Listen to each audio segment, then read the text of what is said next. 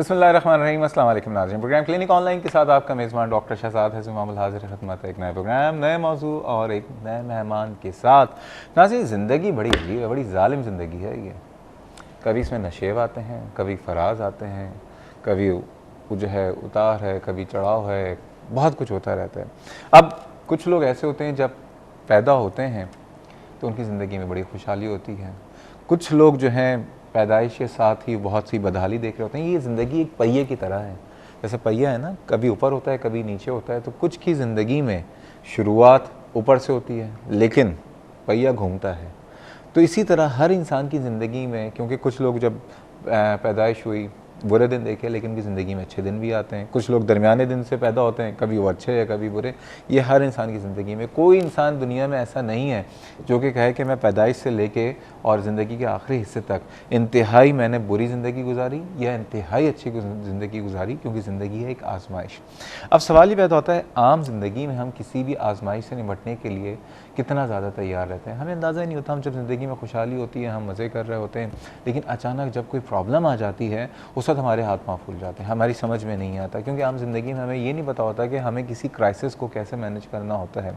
और ख़ुसूसन वो क्राइसिस हो अगर कोई बीमारी, तो होता यही है कि अगर कोई ऐसी सीरियस बीमारी जो कि कैंसर जैसी कोई बीमारी हो, तो उन्होंने शुरू में तो हम इधर उधर भाग रहे होते हैं, क्योंकि ज़ाहिर बात है इंसान परेशान हो जाता है, खुशी से नहीं भागता है। कभी जहाँ उसको उम्मीद की किरण नज़र आ रही होती है, डॉक्टर्स नज़र आते हैं, होम्योपैथ नज़र आते हैं, हकीम नज़र आते हैं, आमिल नज़र आते हैं, पीर नज़र आते हैं, बाबा नज़र आते हैं, जहाँ उसको जो कुछ नज़र आ रहा होता है वो भाग रहा होता है। लेकिन और उसके अलावा फिर बहुत सारे टोटके भी हमारे ख़ानदानी पूरे दुनिया के और ख़ानदान के और मोहल्ले वाले टोटके दे रहे होते हैं, वो भी फॉलो कर रहे होते हैं। लेकिन उससे होता ही है, अक्सर जो टाइम हम इसमें वेस्ट कर रहे होते हैं, वो डिज़ीज़ जो कि हम बेहतर तरीके से क्योर करवा सकते थे नहीं करवा पाते। और वो बीमारी जो है एक दीमक की तरह फैलती चली जाती है। जैसे दीमक होती है ना, आप दरवाजे में शुरू में फैल रही हो तो उसी वक्त दीमक की दवा डाल दें, क्या होगा, दीमक मर जाएगी, दरवाज़ा बच जाएगा। लेकिन आप दीमक लगी हुई हो और आप इधर उधर भाग रहे हो कि मैं इसमें जो है कुछ क्या कहते हैं, कोई पाउडर डाल दूँ या इसमें सोचूं इसमें क्या करूँ, उसमें धुआं दे दूँ, जब तक उसकी दवा नहीं डालेंगे दरवाज़ा पूरा का पूरा जो है वो दीमक खा जाएगा। आज जिस कैंसर की बात कर रहा हूँ ये भी एक दीमक है, और लेकिन बात यह है कि इलाज मौजूद है और बहुत अच्छे इलाज मौजूद हैं। आज मैं कैंसर की जो बात कर रहा हूँ बहुत कॉमन है, ख़वातीन का most common cancer breast cancer की मैं बात करना चाहूँगा। और सवाल ये पैदा होता है, पहली बात यह है कि किन लोगों को होता है, क्योंकि जिन लोगों को होता है वो हमारी और आपकी तरह के इंसान ही होते हैं। और दूसरी बात ये कि मर्दों में भी होता है, सिर्फ ख़वातीन में कम होता है लेकिन मर्दों में भी होता है। दूसरी बात ये है कि अगर किसी को हो जाए तो कैसे पता चलता है, और पता चल जाए तो उसका इलाज क्या है, सारी बातें करूँगा। लेकिन जैसे कि आपको पता है कि इस वक्त हम बराह रास्त मौजूद हैं, आप भी शामिल हो सकते हैं। अगर ब्रेस्ट कैंसर के हवाले से कोई सवाल हो, उसके लिए नंबर है 35305778 और 79। कराची से बाहर की वीडियो में डायल करने से पहले डायल करें 021। आइए, टॉपिक सेंसिटिव है, इसीलिए बड़ी खुसूसी मेहमान हमारे साथ मौजूद हैं। एक बहुत बड़ा नाम तिब की दुनिया का, बहुत ज़्यादा खिदमात, बहुत ज़्यादा रिसर्च, ब्रेस्ट कैंसर के हवाले से बहुत ज़्यादा इनकी रिसर्च है, डॉक्टर रुफीना सुमरो, जिस तारुफ की मोहताज नहीं है, बहुत सारे लोग वैसे इनको जानते हैं। लियाकत नेशनल हॉस्पिटल कराची से वाबस्ता हैं और वहाँ पे ये as a general surgeon and breast surgeon के तौर पे अपने फ़राइज़ अंजाम दे रही हैं। अस्सलाम वालेकुम। अस्सलाम वालेकुम। कैसी हैं आप? ठीक ठाक। पहले तो बहुत शुक्रिया, और बहुत दिनों बाद मुलाकात हो रही है आपसे। काफ़ी दिनों बाद ना। ये बताइए, ब्रेस्ट कैंसर कितना कॉमन है? बहुत। और मुझे तो खैर इतना देखती हूँ कि मुझे तो लगता है कि जिनको कैंसर है वो लोग सही हैं या जिनको नहीं है वो सही हैं। लेकिन नेशनल फिगर्स जो आ रहे हैं, 8 में से 1 या 10 में से 1 खातून को ब्रेस्ट कैंसर है। 10 में से 1 खातून का, यानी 100 में 10 हो गई, 1000 में से 100 हो गई, ठीक है, लाख में 1000 हो गई, 10 लाख में जो है 10,000 हो गई, बहुत ज़्यादा है तो। बिल्कुल। और पिंक रिबन फिगर्स के मुताबिक, ये पिंक रिबन क्या है? Pink ribbon is a breast cancer association, जो कि पाकिस्तान में भी अपने फ़राइज़ अंजाम दे रही है। उनकी फिगर्स अगर मैं कोट करूं तो वो कहते हैं 40 साल के बाद शायद 5 में से 1 को पाकिस्तान में ब्रेस्ट अच्छा, ओके, एज के साथ इंसिडेंस भी बढ़ रहा होता है। बिल्कुल बढ़ रहा है। अब ये बताइए सबसे बड़ी बात कि ब्रेस्ट कैंसर होता क्यों है, क्या वजूहात हैं? एग्जैक्टली तो कोई पिन पॉइंट नहीं कर सकता कि क्या है, लेकिन सर्टेन रिस्क फैक्टर्स होते हैं कि जिन लोगों में वो रिस्क फैक्टर्स हों उनमें ब्रेस्ट कैंसर होने के चांसेस ज़्यादा होते हैं। ओके। कुछ रिस्क फैक्टर्स तो वो हैं जो कि आई गेस जिन पे हमारा कंट्रोल नहीं है, जैसे उम्र फीमेल्स में कॉमन है, आप अपनी सेक्स नहीं बदल सकते। ठीक है। एज जैसे जैसे बढ़ती चली जाती है ब्रेस्ट कैंसर का रिस्क भी बढ़ता चले जाए। मैं ये नहीं कह रही हूँ कि यंग खवातीन में नहीं हो सकता, लेकिन एज पर से इज़ अ रिस्क फैक्टर। वो खवातीन जिनके मेंसेस जल्दी शुरू होते हैं, देर से ख़त्म होते हैं, उन लोगों को चांसेस ज़्यादा। जल्दी का क्या मतलब होता है? 10 साल 11 साल या उससे नीचे, और 50-55 साल के बाद तक भी चलते रहें, वर्सेस उस खातून के मुकाबले में जिसके पीरियड्स 15 साल से शुरू होते हैं और 40 साल पे बंद हो जाते हैं। तो जितने साइकिल ज़्यादा होंगे उतना रिस्क बढ़ता है। और कुछ रेसेस में जैसे जापान में कम है, पाकिस्तान में ज़्यादा है, इंडिया के मुकाबले कम है। क्या वजह है? क्या उबले हुए खाने खाते हैं इसलिए? मे बी कुछ फैक्टर्स फूड से भी आप सही कह रहे हैं कि रिलेटेड होता है। वो तो कीड़े मकोड़े तक खा जाते हैं। हाँ, जिनका वज़न ज़्यादा होता है, जो जितनी मुरगन ग़िज़ाएँ खाते हैं, उनका भी ब्रेस्ट कैंसर होने का।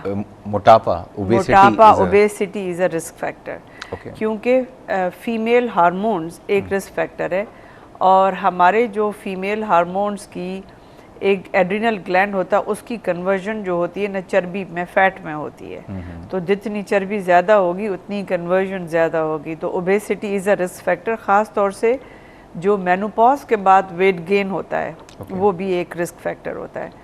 और कुछ जो फैक्टर्स हमारे हाथ में हैं, जैसे अगर फर्स्ट प्रेगनेंसी 35 साल से कम उम्र की उम्र में हो जाए तो वो एक बचाव है। तो अगर ख़वातीन को आजकल आप देखें फैशन है या प्रोफेशनल बहुत हैं, तो वो यूजुअली लेट चाइल्ड बर्थ की तरफ जाती हैं, लेट मैरिज की तरफ जाते हैं, विच इज़ अगर लड़की डॉक्टर हो तो या बड़ा मसला।